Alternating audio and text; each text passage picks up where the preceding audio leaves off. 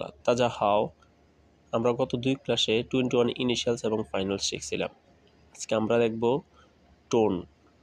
Chinese ভাষা শেখার ক্ষেত্রে খুবই গুরুত্বপূর্ণ এই টোন।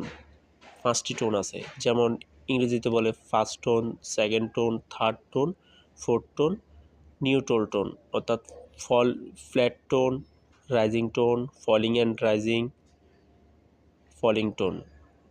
আর 5 নাম্বারটা হচ্ছে ন্যাচারাল টোন। এগুলোতে চাইনিজ ভাষায় বলে ই সং, আর সং, সান সং, সি সং, মেয় সং তিয়াও। মেয় সং তিয়াও মানে ন্যাচারাল টোন। এগুলো কীভাবে প্রয়োগ করতে হয় আমরা এটা এখন দেখব।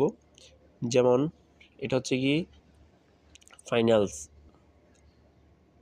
যেমন আ ফার্স্ট টোন, ফ্ল্যাট টোন, আ রাইজিং, আ আ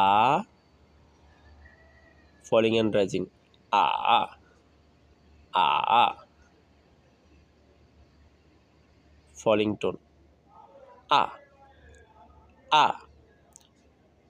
আ ন্যাচারাল টোন, আ আ আ আ আ আ আ।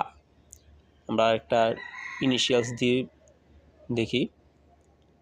মা মা মা মা মা মা মা মা মা।